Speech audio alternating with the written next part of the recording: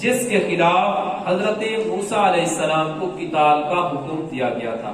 یعنی یہ کنعانی لوگ تھے جو اس وقت بت پرستی میں مگن تھے.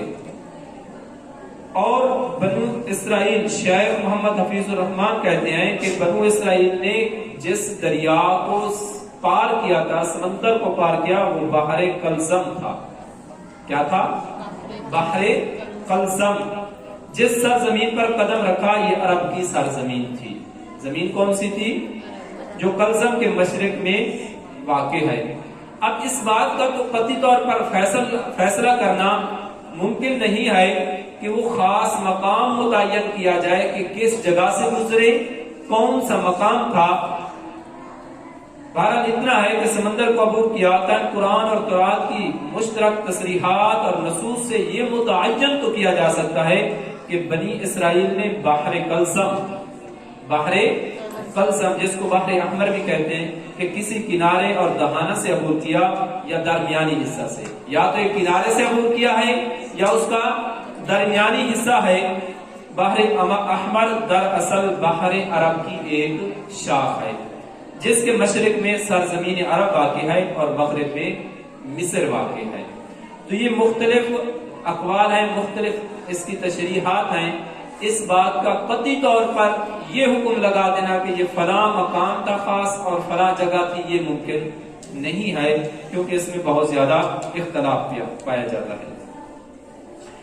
اس کے بعد آگے جو قوم تھی اس کے بارے میں آپ کو بتایا کہ یا تو وہ کنعانیوں کی قوم تھی، اور زیادہ تر تفاسیر میں یہی بیان ہے کہ وہ کنعانی تھے جو ایک مجسمہ بنا کر اس کی پوجا کر رہے تھے. مجسمہ بنا کر. اب یہاں پر یہ بھی عرض کرتا چلوں کہ بنو اسرائیل کی ناشکری اور احسان فراموشی. ابھی آپ کو بتایا کہ اس قوم پر اللہ تعالیٰ نے بے شمار احسانات کیے، بے شمار. حضرت موسیٰ علیہ السلام نے بنو اسرائیل کی بتوں کی فرمائش کے جواب میں پہلے فرمایا کہ اپنے ہاتھوں سے اپنا خدا بنوانا جہالت ہے. اپنے ہی ہاتھوں سے اپنا خدا بنوانا یہ کیا ہے؟ جہالت ہے. پھر فرمایا جن کو دیکھ کر تم فرمائش کر رہے ہو وہ سب تباہ اور برباد ہونے والے ہیں. کیا ہیں؟ جن کو دیکھ کر تم نے بھی فرمائش کر دی کہ ہمیں بھی ایسا خدا چاہیے معاذ اللہ، تو وہ تو سب تباہ اور برباد ہونے والے ہیں. پھر تیسری بار فرمایا کہ جو کچھ یہ بت پرست قوم کر رہی ہے یہ سراسر غلط ہے، یہ سراسر. اور چوتھی بار ان کی حماقت پر تعجب کرتے ہوئے فرمایا کیا میں اللہ کے سوا کوئی اور رب تلاش کروں، حالانکہ اس نے تم کو اس زمانہ میں سب پر فضیلت دی ہے. یعنی اللہ نے تم پر یہ احسان کیا کہ اس نے تم کو سب جہانوں پر فضیلت دی، اور تم اس کا جواب اس احسان فراموشی کے ساتھ دے رہے ہو کہ اللہ کو چھوڑ کر پتھر کی بنائی ہوئی مورتیوں کی پرستش یعنی ان کی پوجا پاٹ کرنا چاہتے ہو. بنی اسرائیل کی فضیلت کیا تھی جس کے بارے میں حضرت موسیٰ علیہ السلام نے فرمایا؟ فضیلت یہ تھی کہ ان کے دین کو ثابت کرنے کے لیے اللہ تعالیٰ نے اتنے کثیر اور قوی معجزات ظاہر فرمائے جو اس سے پہلے کسی کے لیے ظاہر نہیں کیے تھے. پھر اللہ تعالیٰ نے ان پر ایک اور اہم اور بڑی نعمت اور احسان کا ذکر کیا جب کہ انہیں فرعون اور اس کی قوم سے غلامی سے نجات عطا فرمائی. یہ سب سے بڑا احسان ہے جو کئی 100 سالوں سے ان پر طرح طرح کے ظلم کر رہے تھے. سو فرمایا اور یاد کروائے بنی اسرائیل جب ہم نے تم کو فرعون کے متبعین سے نجات دی جو تم کو عذاب پر عذاب دیتے تھے. سو فرمایا وہ تمہارے بیٹوں کو قتل کرتے، تمہاری بیٹیوں کو زندہ چھوڑ دیتے تھے. یہ کتنا بڑا ظلم ہے کہ ایک انسان جو اپنی اولاد کے لیے سب کچھ کرنے کے لیے تیار ہوتا ہے، اپنی زندگی داؤ پر لگا دیتا ہے، اس کے سامنے اس کے بیٹوں کو ذبح کر دیا جائے، قتل کر دیا جائے اور ان کی بیٹیوں کو ذلت اور رسوائی کے لیے چھوڑ دیا جائے. تو یہ اس طرح کے ظلم کرتے تھے. حضرت موسیٰ علیہ السلام نے اپنی قوم سے کہا کہ یہ اللہ نے تم پر بہت بڑا احسان کیا ہے کہ تمہیں فرعون سے نجات عطا فرمائی. کیا کیا ہے؟ فرعون سے نجات عطا فرمائی ہے. اس کے بعد پھر بعض لوگ یہاں پر اعتراضات کرتے ہیں، اس کا جواب بھی دینا میں مناسب سمجھتا ہوں کہ بعض لوگ مطلقاً یا رسول اللہ کہنے کو شرک قرار دیتے ہیں، مطلقاً یا رسول اللہ کہنے کو، اسی طرح انبیاء علیہ السلام اور اولیاء کرام سے مدد مانگنے کو بھی مطلقاً شرک کہہ دیتے ہیں، اور نبی کو حاضر ناظر یا آپ کے حق میں علم غیب کو بھی شرک قرار دیتے ہیں۔ اب اس کا کیا جواب ہے؟ تو ایک بات ذہن میں رکھیں کہ شرک کی تعریف پہلے آنی چاہیے۔ شرک کسے کہتے ہیں؟ شرک کسے کہتے ہیں؟ شرک اس وقت ہوتا ہے جب کوئی شخص یہ عقیدہ رکھے کہ نبی پاک صلی اللہ تعالی علیہ وسلم اللہ کی عطا کے بغیر، اللہ کی عطا کے بغیر بذات خود اپنی طاقت سے سنتے ہیں، اپنی طاقت سے جانتے ہیں، اپنی طاقت سے ہی استطاعت رکھتے ہیں، تو یہ شرک ہو جائے گا۔ اسی طرح کسی اولیاء اللہ، کسی ولی کے بارے میں یہ عقیدہ رکھتے ہیں کہ آپ یہ عقیدہ رکھتے ہیں کہ یہ سب کچھ اپنی ذات سے کر سکتا ہے، یہ جو کچھ کر سکتا ہے ذاتی طور پر ہے، تو یہ بھی شرک ہو جائے گا۔ اس کی مثال ایسے ہے جیسے ہم کسی دنیا دار کے پاس جا کر مدد طلب کرتے ہیں، مدد طلب کرتے ہیں چاہے وہ کسی صورت میں ہو، اگر اس کو معاون حقیقی سمجھتے ہیں، معاون حقیقی سمجھتے ہیں کہ یہ سب کچھ اپنی ذاتی اعتبار سے کر سکتا ہے، ذاتی طاقت سے کر رکھتا ہے، تو یہ شرک ہے۔ اگر آپ یہ سمجھتے ہیں کہ اس کو اللہ نے عطا کیا ہے، اللہ کی عطا کردہ طاقت سے، توفیق سے یہ میری مشکل میں میری مدد کر سکتا ہے، تو یہ شرک نہیں ہے، یہ شرک نہیں ہے۔ اب اس اعتراض کی طرف آئیں کہ ہمارا جو عقیدہ ہے، ہمارا جو عقیدہ ہے نبی پاک صلی اللہ تعالی علیہ وسلم کے بارے میں، ہم آپ کو حاضر ناظر مانتے ہیں۔ یا ایھا النبی انا ارسلناک شاہدا و مبشرا و نذیرا، ایک بڑی تفصیلی گفتگو ہے مختصراً کہ آپ شاہد بھی ہیں، گواہ بھی ہیں، نذیر ڈرانے والے بھی ہیں، خوشخبری دینے والے بھی ہیں۔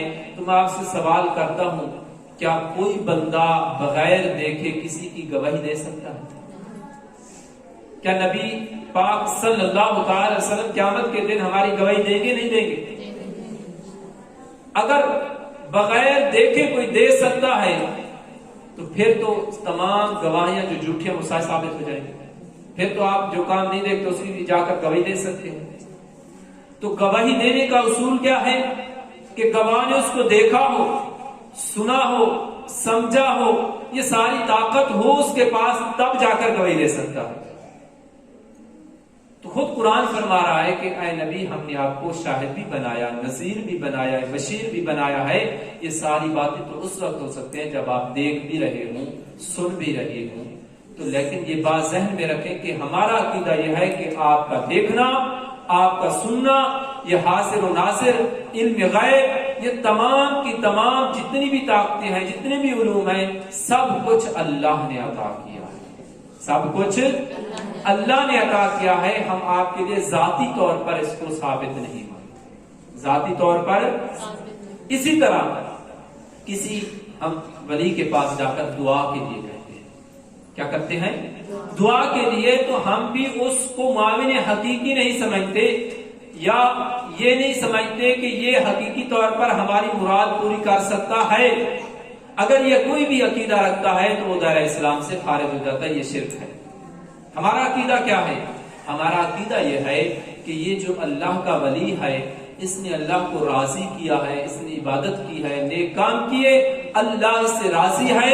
یہ جو کچھ اللہ سے مانگتا ہے اللہ فوراً عطا فرماتا ہے، اس کی دعا مستجاب ہوتی ہے، جلدی قبول ہو جاتی ہے۔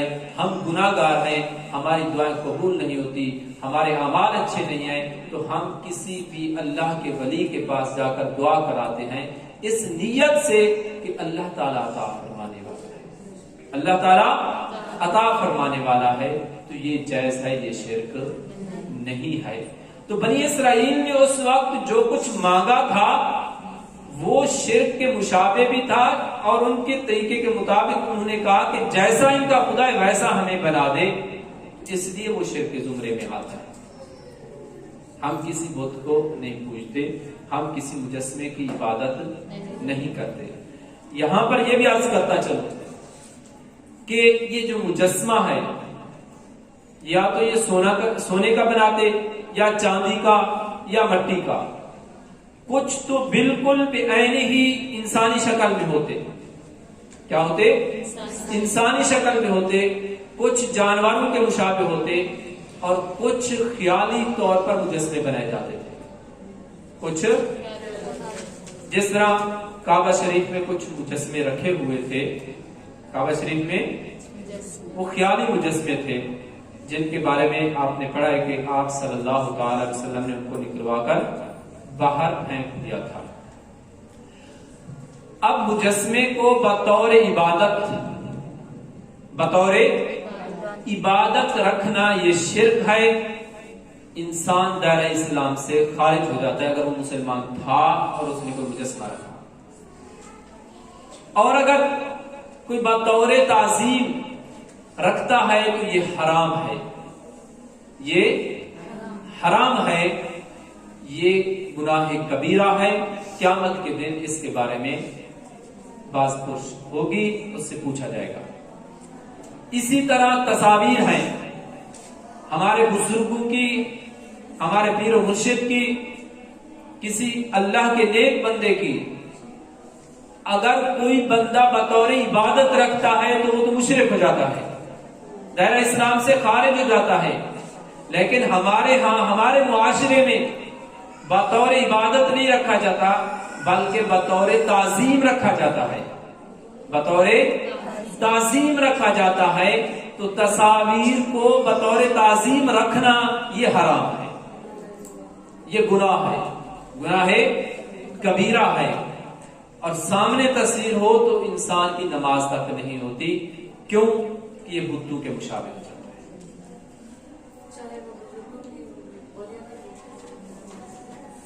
آپ دیکھیں، آپ نے سوال کیا چاہے وہ بزرگوں کی ہو، اولیاء، میں نے پہلے ہی کہا چاہے وہ اولیاء، میں بھی اولیاء کی بات کر رہا ہوں۔ ہم کسی عام آدمی کی تصویر تو رکھتے نہیں ہیں، اپنے بزرگوں کی رکھتے ہیں یا اولیاء کرام کی یا اپنے پیر و مرشد کی۔ تو کسی کی تصویر بھی بطور تعظیم رکھنا یہ حرام ہے، تصویر بنانا بھی جائز نہیں ہے۔ جس کام کی شریعت اجازت ہی نہیں دیتی اس کو جب ہم تبرک کے لیے رکھیں گے تو اس سے برکت کیسے حاصل ہو سکتی ہے؟ نبی پاک صلی اللہ تعالی علیہ وسلم نے ارشاد فرمایا کہ جس گھر میں تصویر ہو یا کتا ہو اس گھر میں رحمت کے فرشتے داخل نہیں ہوتے۔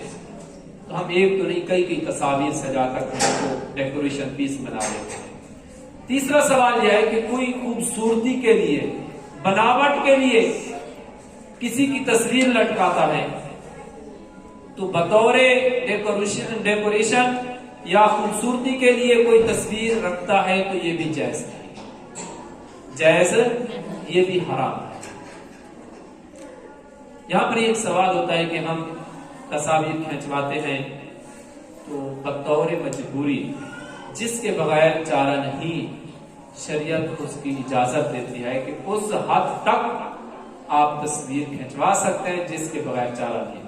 مثال کے طور پر آئی ڈی کارڈ بنوانا ہے آپ نے، اس کے بغیر نہیں بنایا جا سکتا، اور یہ ہر شہری کے لیے لازم ہے، ضروری ہے کہ وہ آئی ڈی کارڈ بنوائے 18 سال کی عمر تک جب پہنچ جائے۔ اگر نہیں بنوائے گا تو وہ پاکستان کے قانون میں مجرم کہلائے گا۔ اب یہ مجبوری ہے، نہ کوئی سفر کر سکتا ہے نہ کوئی چیز خرید سکتا ہے، تو اب مجبوری ہے، اس لیے وہ تصویر بنوانا جائز ہے۔ اسی طرح بچے پڑھتے ہیں، بچیاں پڑھتی ہیں، داخلے وغیرہ کی شرائط میں ہوتا ہے کہ آپ اپنی تصویریں دیں، تو یہ تصویر بھی اس حد تک جائز ہے کہ ہماری مجبوری ہے، اس مجبوری تک جائز ہے۔ اگر اس مجبوری کے ساتھ ساتھ ہم اس کو اپنی جیبوں میں رکھنا شروع کر دیتے ہیں، ہم سمجھتے ہیں کہ یہ ہماری خوبصورت تصویر ہے، ہماری یاد دلائے گی، یا اپنے بچوں کے لیے چھوڑ جاتے ہیں، تو یہ تصویر اس لیے سے رکھنا جائز نہیں۔ آپ کہتے ہیں کہ اگر گھر میں تصویر ہو تو بزرگوں کی یاد رہ جاتی ہے۔ آپ نے کچھ دن پہلے حضرت نوح علیہ السلام کی قوم کے بارے میں پڑھا سنا کہ ان کی قوم یا دنیا میں سب سے پہلے جو بت پرستی شروع ہوئی اس کی ابتدا کیسے ہوئی؟ انہی تصویروں کی وجہ سے. وہ تصویریں کن کی تھیں؟ اولیاء کرام کی تھیں، اللہ کے نیک اور برگزیدہ بندوں کی تصویریں. کہ شیطان نے سب سے پہلے حملہ کیا کہ ان کو ایک مجسمہ بنا دیا. اس وقت وہ عبادت نہیں کرتے تھے، یعنی اللہ کی عبادت کرتے تھے، مجسمے کی عبادت. پھر اس نے حملہ کیا کہ اس نے کہا زیادہ بنا دیتا ہوں تاکہ ہر گھر میں رکھ لو، ہر کوئی روزانہ دیکھے اور ان کو دیکھ کر پھر عبادت میں مشغول ہو جائے گا. پہلے اس نے جو حملہ کیا، حملہ کرنے کا طریقہ دیکھو. تو لوگوں نے کہا ٹھیک ہے، اس میں کوئی برائی نہیں ہے. تو وہ ہر مجسمہ ہر گھر میں جب پہنچا تو جیسے ہی وقت گزرتا رہا تو چھوٹے چھوٹے بچے جو اپنے والدین کو دیکھتے، بڑے بہن بھائیوں کو دیکھتے کہ یہ اس مجسمے کے پاس بیٹھ کر عبادت کرتے تھے، تو بچوں کو یہ پتہ نہیں تھا کہ اس کی عبادت کرتے ہیں یا اللہ کی کرتے ہیں. اس وقت تک جو بڑے تھے وہ اللہ کی عبادت کرتے تھے، شرک نہیں کرتے تھے. وقت گزرتے گزرتے انتہا یہ ہوئی کہ ان بچوں نے یہ سمجھا کہ ہمارے باپ دادا ان کی عبادت کرتے تھے، انہوں نے بتوں کی عبادت شروع کر دی. تو ابتدا کہاں سے ہوئی ہے؟ تصویر سے. شریعت نے جیسے منع کیا ہے اس میں حکمت ہوتی ہے. جس طرح تصویر سے منع کیا ہے تو خرابی کیا لازم آئے گی؟ آج اگر ہم اپنے کمروں میں، اپنے گھروں میں بزرگوں کی بڑی بڑی تصاویر لٹکا دیتے ہیں تو ہماری آنے والی نسل پھر ان کی پوجا پاٹ شروع کر دے گی، ان کی عبادت شروع کر دے گی، تو پھر اسلام ہمارے گھروں سے نکل جائے گا. اس لیے آج بھی اب ہے ہم مسائل کو سمجھیں، خواہشات کو ترک کریں. ہم اصل میں خواہشات کے پیچھے دوڑے ہوئے ہیں. آپ کہیں گے کہ دیکھیں ہم دیکھتے ہیں کہ بڑے بڑے گھروں میں لگے ہوئے ہیں، پیروں کی تصاویر بڑے بڑے گھروں میں لگی ہوئی ہیں. تو یہ ابھی آپ نے پڑھا ہے کہ بنی اسرائیل جنہوں نے کئی بڑے بڑے معجزے دیکھ چکے تھے، بڑی بڑی نعمتیں اللہ نے ان پر نازل کی تھی، کہ انہوں نے آنکھوں سے دیکھا کہ ہمارے گھر محفوظ ہے اور ساتھ والے گھر میں طوفان نازل ہو رہا ہے. اور ایک روایت کے مطابق جب یہ 5 قسم کے عذاب نازل ہوئے تو ایک دن حضرت موسیٰ علیہ السلام نے اپنی قوم سے فرمایا کہ ایک ایک مینڈا ذبح کرو، اس کا خون اپنے ہاتھ پر لگا کر اپنے دروازوں کو مل دو. تو قبطیوں نے پوچھا یہ کیوں کر رہے ہو؟ قبطیوں نے پوچھا یہ تم کیوں کر رہے ہو؟ تو بنی اسرائیل نے کہا کہ ہمیں ہمارے نبی نے حکم دیا ہے تم پر عذاب نازل ہونے والا، تم پر عذاب نازل ہونے والا ہے. تو جیسے ہی صبح ہوئی ان پر طاعون کا عذاب نازل ہوا. ایک روایت کے مطابق ایک ہی دن میں 70,000 فرعونی واصل جہنم ہو گئے.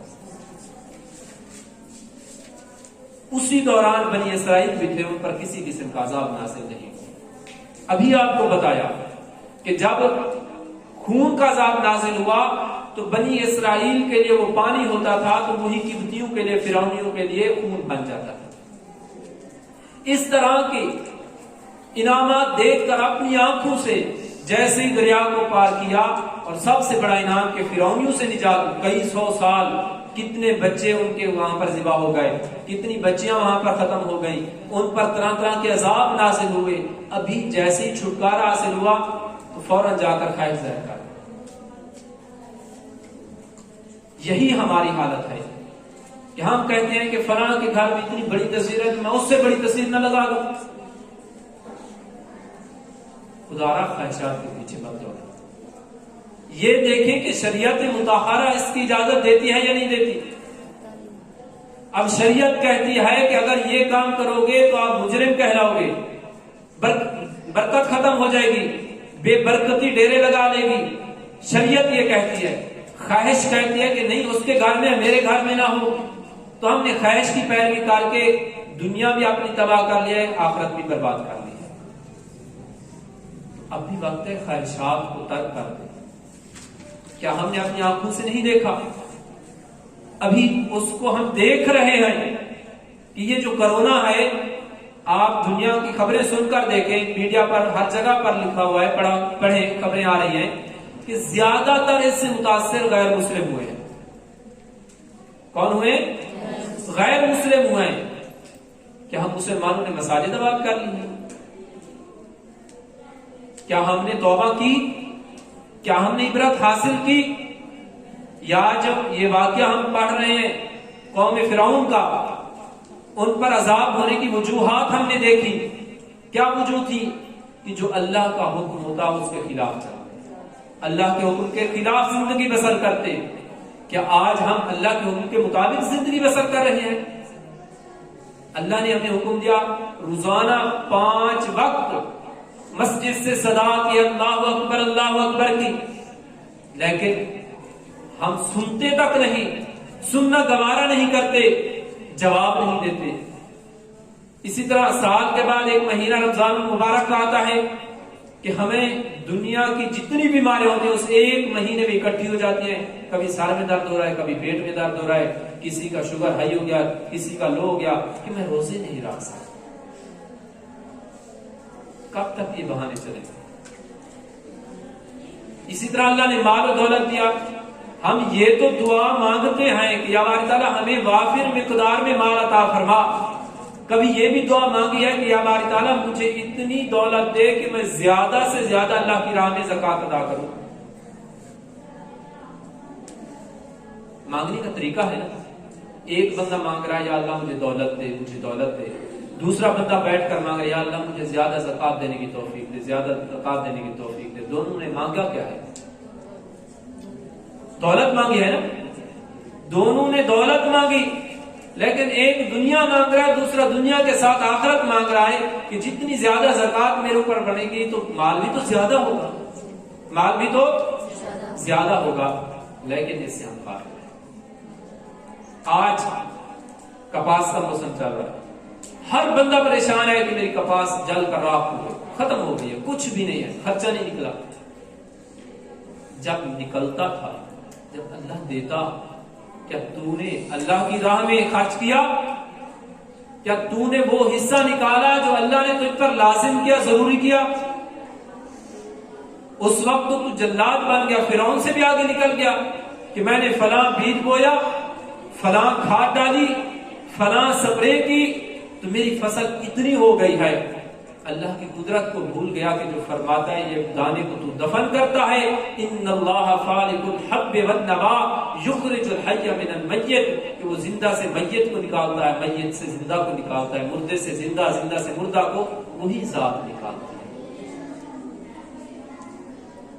تو یہ سارے واقعات ہمیں یہ درس دیتے ہیں کہ آج بھی وقت ہے، جس زندگی کے حصے میں ہم چل رہے ہیں آج ہی سچے دل سے توبہ کر لیں، رب کو راضی کر لیں تو اللہ تعالیٰ راضی ہو جائے گا، دنیا بھی ہماری سمجھ جائے گی، آخرت بھی ہماری سمجھ جائے گی۔ یہ جو کچھ قرآن میں واقعات بیان ہوئے ہیں، یہ صرف یہ نہیں ہے کہ آپ روزانہ صبح اٹھ کر منزل پڑھ لیں اور ایک پارہ آدھا پارہ پڑھ کر قرآن بند کر لیں، اس کو سمجھنے کی کوشش نہ کریں، یا ان کا ترجمہ پڑھ کر بس صرف اتنی حد تک کہ ایک واقعہ ہے کس طرح ہے سن کر آپ پھر اس کو بند کر دیں، ایسا نہیں ہے، بلکہ اللہ تعالیٰ نے ان کو بیان فرما کر ہمارے اوپر یہ احسان کیا ہے کہ ہر چیز کو کھول کر بیان کر دیا ہے کہ اگر یہ جرم کرو گے تو پھر اس صورت میں میرا عذاب نازل ہوگا، اگر اس طرح زندگی بسر کرو گے تو پھر میری انعامات اور اکرامات کا نزول ہوگا۔ اس لیے ہمیں کوشش کرنی چاہیے کہ قرآن کریم کو سمجھیں،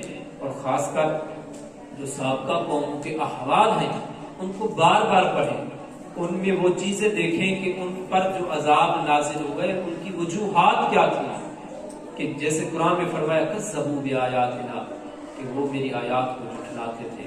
پھر اپنی زندگی کو دیکھیں کہ ہم اللہ کی آیات کے ساتھ کیا برتاؤ کر رہے ہیں، اللہ کی آیات کے ساتھ کیا برتاؤ کر رہے ہیں۔